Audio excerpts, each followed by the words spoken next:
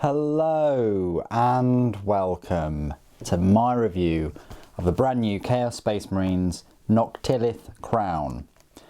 One of these will cost you £30. It's a good chunk of money, but it's quite a big scenery piece. It's actually a lot bigger than I thought it would be. I'm going to do some size comparisons in a moment, but first of all let me just talk about how easy it was to put together and any issues that I had. Well, it took me longer than I thought. That's why this review has taken, longer than I expected. And one of the reasons is because Games Workshop get all of their scenery pieces made in China. It's the darker, cheaper plastic. This was just one sprue duplicated, so in a way you could say it was £30 for one sprue, which is quite expensive, I think. It would be justified if it was made in the UK for that amount of money, but one sprue duplicated, made using the cheaper plastic, made in China, is quite expensive, and I can only guess how much sort of profit they're making out of this kit. They seem to do that with a lot of scenery pieces. I guess that they wanted to keep the price down on quite a few of them and thought, well, we can make it for this amount, so let's just do all the scenery pieces there. They also make the books in China, but I've never really had any issues with the hardback books. With these scenery kits, with this type of darker plastic, you can see that it's a darker plastic. I'll just put the Lord Archant next to it. Look, it's a completely different type. They come with a lot of mould lines everywhere, in between all the spikes, on the extra pieces, in between the details as well. Really hard to reach areas.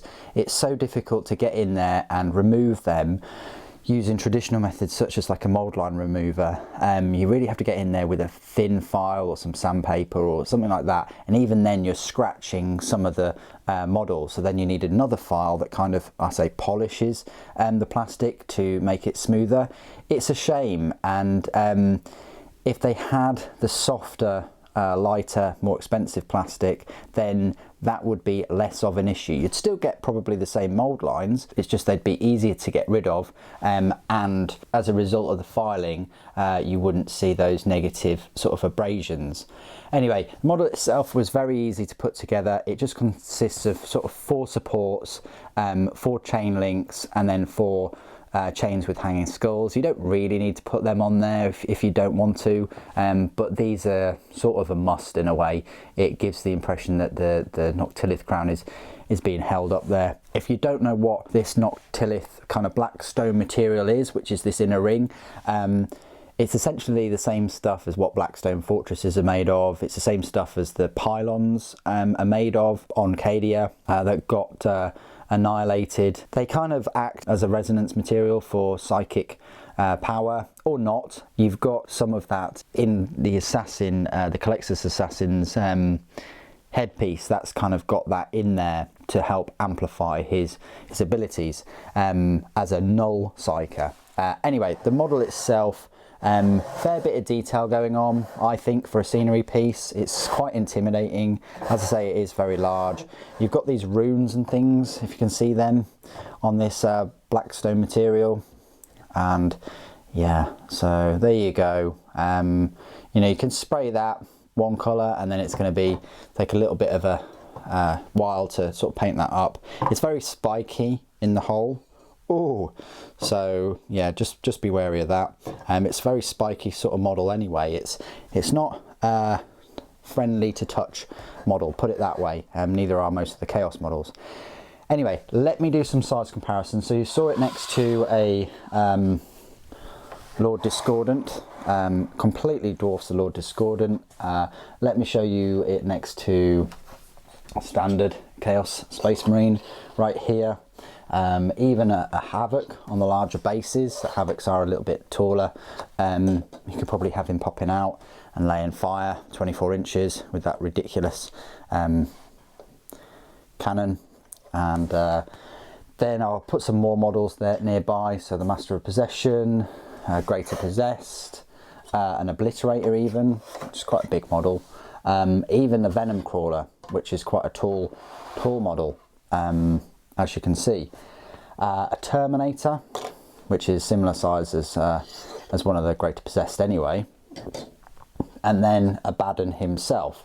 So as you can see, it's a lot bigger than you'd first kind of expect it to be, you know, which is great. It would be a centerpiece to your army. I don't think it's as tall as the Webway Gate. I haven't got one nearby, but what I do have, sort of large size wise, is an Orc Stomper, which I've yet to sort of spray. But if we just kind of carefully place him there, move them out of the way a little bit, it is... The Orc Stomper is only a little bit taller than this Noctilith Crown, so it gives you an idea that this is quite a large structure compared to an Orc Titan. A Warhound Titan would probably be a little bit taller, maybe on the Warlord. Okay, you want me to put it next to the Warlord. All right, I get it. Okay, so as you can see, next to a Warlord Titan, it will probably be... It's not even touching his waist there, if you can see that. And then finally, the other last two size comparisons I want to make is just with a standard Space Marine right here,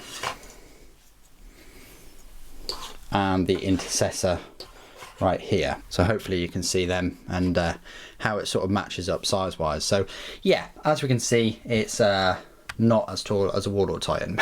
So I hope that all of those size comparisons have helped. Okay, so this is my part of the review where I will go through all of its rules. You'll find them in your brand new 8th edition Chaos Space Marine Codex, or you'll find them in the Vigilus Ablaze book. They've actually put the data sheets for all their sort of new toys, new models in that Vigilus Ablaze book. So if you had the previous Codex, fear not, you can just get that Ablaze book and you'll get the rules in there for it. If not, the rules do come in the kit itself. So you'll find it in the fortification section of the book, of which there is only one. It's a power points cost of a 5 and a points cost of 100. The lashing warp energies, which is its primary weapon, are free. So it's a base 100 points. Let me go through its stat line. Its movement is 0, weapon skill 0, ballistic skill is 4+, strength is 0, toughness of 8, 14 wounds, 0 attacks, 0 leadership, and a save of 3+. A Noctilith Crown is a single model equipped with lashing warp energies.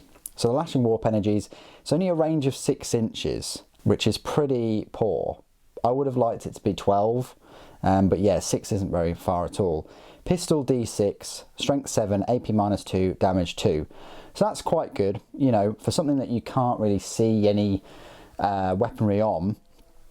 It just has these warp energies that, you know, potentially you could get 6 shots at strength 7, AP -2, damage 2, which is quite good. But yeah, I think if it had 12-inch range, that would be better. Or as the battle goes on, the range just increases. So its abilities: Malevolent Locus. Psychers attempting to manifest powers within 24 inches of this model will suffer perils of the warp on any double result rolled for the psychic test rather than only double 1 or double 6. Chaos Psychers are not affected by this ability. So that's brilliant. So you've got, you know, a nice big aura. That's quite a big aura, 24 inches. If you're against this thing, you want to be keeping your Psychers well away from it. Loathsome Aura. Chaos units have a 5+ invulnerable save while they are wholly within 6 inches of this model. In addition, you can reroll psychic tests for Chaos Psychers while they are within 6 inches of this model. At the start of the second and third battle rounds, the range of both these aura abilities is increased by 3 inches, i.e. it is 9 inches in the second battle round, 12 inches in the third and subsequent battle rounds. So that's the 5+ invulnerable and the rerolling for the psychic tests for Chaos Psychers. So the third battle round, you're going to be 12 inches, which again is pretty decent. 12 inches around it, you got that 5+ invulnerable. Immobile. This model cannot move for any reason, nor can it fight in the fight phase. Enemy models automatically hit this model in the fight phase. Do not make hit rolls. However, friendly units can still target enemy units that are within 1 inch of this model in the shooting phase. So if you want to get some units in there and, you know, smash it in close combat, if you want to do that, I mean, it's toughness 8 with 14 wounds, but if you want to do that, then go ahead, but beware, the Chaos player can shoot at them. Unstable energies. If this model is reduced to 0 wounds, roll a d6 before removing it from the battlefield. On a 6, each unit within d6 of the model suffers d6 mortal wounds. That's alright, you know, Unfortunately, you need to get a 6 to then get those D6 mortal wounds, so it's really still not in your best interest to have it blow up in your opponent's face. Keywords: chaos, building, vehicle, Noctilith Crown. So there you go, that's the Noctilith Crown. It's basically a 5+ invulnerable and a Psyker buff tax. It's also good against Psykers if they wander into that 24-inch range, and it does have a little bit of you know, defensive capacity in form of just a 6-inch pistol weapon. I much prefer the fortifications that you pay your points for and they just can't be destroyed, because what you're paying for is a guaranteed aura ability. You know, you put a squad of Havocs around this, you know, you can't have 10 of them, but you can certainly have 5 of them. They're going to be getting their 5+ invulnerable save, and they'll be well protected. You put a Psyker, like a Master of Possession, nearby as well, and then his abilities are pretty much sorted. His psychic powers have got a better chance of being pulled off. It's a decent way of getting those units that don't already have an invulnerable save, like your Obliterators, like your normal Space Marines, an invulnerable save. The thing is, so many things in this army have an invulnerable save, like the Terminators, like the demonic units, like the Possessed and things, that I do question whether it was actually needed. Definitely encourages you to get it if you've got the Havocs, and you've got them all with like long range weaponry like las cannons or heavy bolters even, or missile launchers. And it's an interesting looking terrain piece too. Anyway, what do you guys think of the model and the rules? Please do put it in the comments below. It'd be great to hear from you. Thank you ever so much for joining me today. Thank you for watching. Death to the False Emperor.